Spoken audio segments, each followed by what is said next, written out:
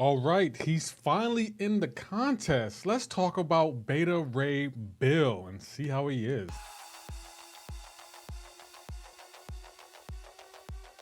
So Beta Ray Bill enters the contest with Power Drain, Immune, Shock Immunity. He has Bleed and Poison resistances, and he can go unstoppably with his heavy. I can't even talk.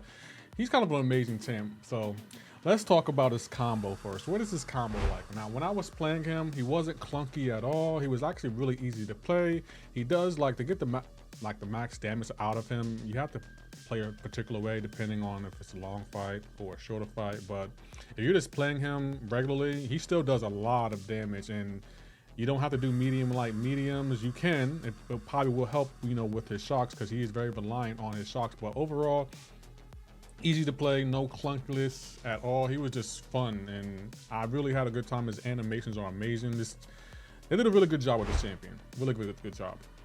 Let's talk about his strengths. What are his strengths? Well, one of his strengths is his immunities. He's immune to Power Drain, and he's immune to Shock. And not many champions have that combination of immunities, but like when you do try to Power Drain him, he only gains more power. And that can definitely help you in a lot of quests that Kabam's been throwing out. But yeah, immune to Shock and Power Drain. Really unique. He also has resistance. He takes less damage from bleed and poison. So basically, he's going to be great for the damage mastery, minus the, the 5% it takes, but on special, but yeah. He also has the grit buff, so every time he throws a heavy, you literally can refresh it with his heavy. His grit buff allows him to bypass unstoppable, and it's so easy to refresh. Just gotta throw that heavy, but yeah, the grit buff, and also high damage. He has high damage on short fights, and he has high damage on long fights. So I think he's going to be a candidate for doing like longer form content, Everest content, like the Crucible, Necropolis, all of that. I think he's built for it. But just like every other champion, he does have some weaknesses. One of his weaknesses is shock immunity. He depends on his shock damage, and shock immunity blocks his main source of damage. So he's kind of gimped if the champion is shock immune.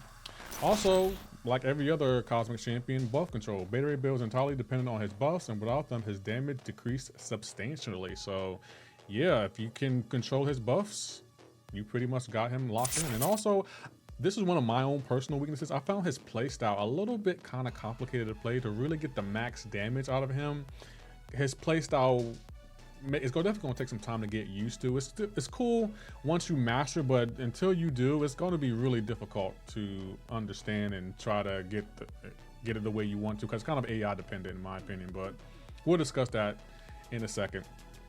But other than that, he doesn't really have many other weaknesses.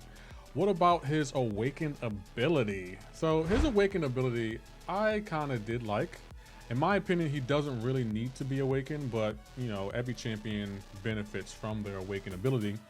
So when he's awakened, the potency of personal bursts of damage is increased by 40%. So not bad. If a champion has an armor up, if you do a medium, your first medium, I believe, you can do some burst damage and take away that armor up. Kind of a little like Gallon, but not too much like Gallon. It's a little bit. They have similarities, but not all that. Also, you reduce the Call of Thunder's unstoppable cooldown by 10 seconds. So when you charge a heavy, you gain unstoppable if the defender hits into you while you're charging heavy. It goes on cooldown, but when he's awakened, the higher the sig, the lower the cooldown will be. So he can only benefit from that. And also, while a personal unstoppable buff is active, damage taken is reduced by 100%. So if he's unstoppable and you have him at sig 200, he's not going to take any damage. That's awesome. Imagine the nose he can benefit from. But it does not reduce damage from an SP3 attack. So if you charge your heavy and you're unstoppable and the opponent throws an SP3, you're going to take damage. It's only in the fight outside of SP3. So I think overall that's still really beneficial. I feel like you can definitely use that and play around that and definitely do some interesting things with that heavy unstoppable and not taking any damage. I don't think anyone else in this game does that, but very beneficial in my opinion, and I think I probably will use a generic awakening gem on him for that. I think that's definitely worth it. His prestige is 8,230, so not bad prestige at all. I think his prestige is actually pretty decent. And yeah, I think he doesn't need to be awakened, but does he benefit from? What does he benefit? All right, let's talk about his synergies next. He has a synergy with Hulk Ragnarok. While rooted, passive gain up to the nearest bar of power over 1.5 seconds. The power gain is removed if the root expires and does not trigger during the opponent's special attack. So that's actually not bad. Not many champions benefit from root. He also has one with Thor and Jane Foster and Thor Ragnarok. The final hit of the SP1 has a 33% chance to inflict a stun debuff for 3 seconds. Also with Moondragon Groot and Captain Marvel. Why Groot? Why? The final hit of special attacks pulverize 3 armor ups while dealing 100% of attack as damage. And then, you know, he has the generic, you know, synergy with Rentra, Spider-Ham, and Howard the Duck. Synergy champions.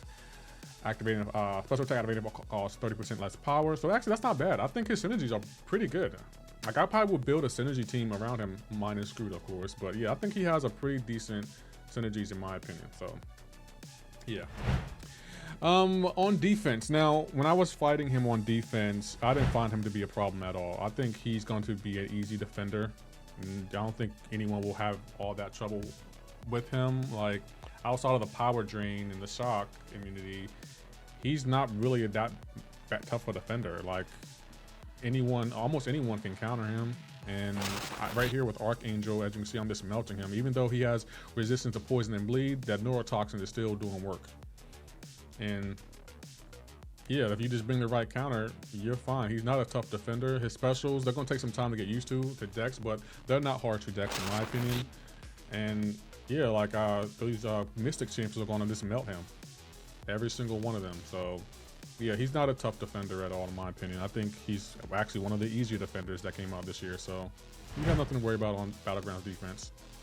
For stat focus, I thought that critical special damage and special damage for offense and defense were definitely beneficial, since he is kind of relied on his shock. So the more percentage you have, the more damage you'll do. So yeah, those are the 2 I would use on him. I don't think I will put him on defense in Battlegrounds or in War. I would definitely use him offensively. I can see him ending some fights really, really quickly, in my opinion, because he does so much damage, and I don't think he really has a ramp up. You just have to, it's kind of this, he's really AI dependent to get his best rotation. But other than that, offensively, he's going to be a juggernaut. Defensively, he's kind of a liability, in my opinion. So that's just my opinion. Leave a comment below if you think otherwise.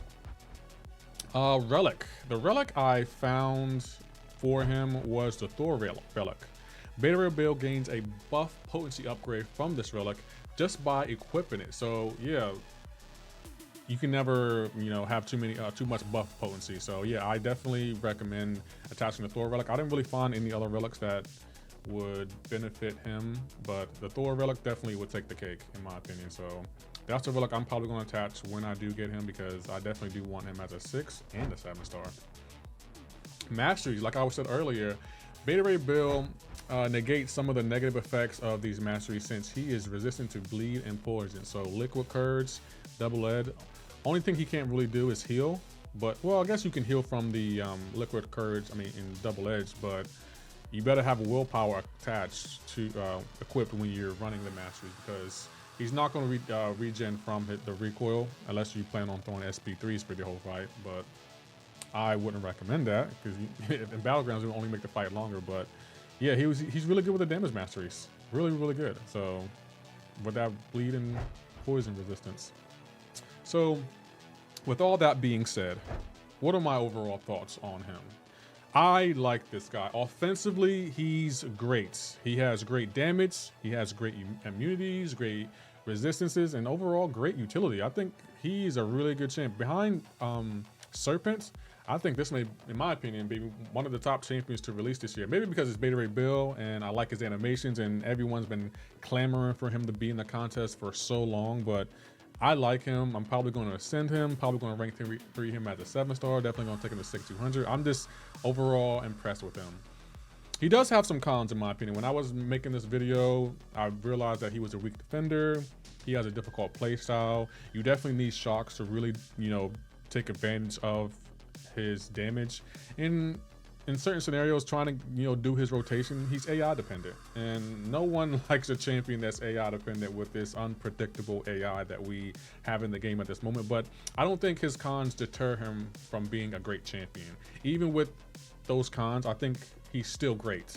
Like, you don't need to play him a particular way. You can just play him regularly, 5-hit combos into a special, and he still do crazy damage.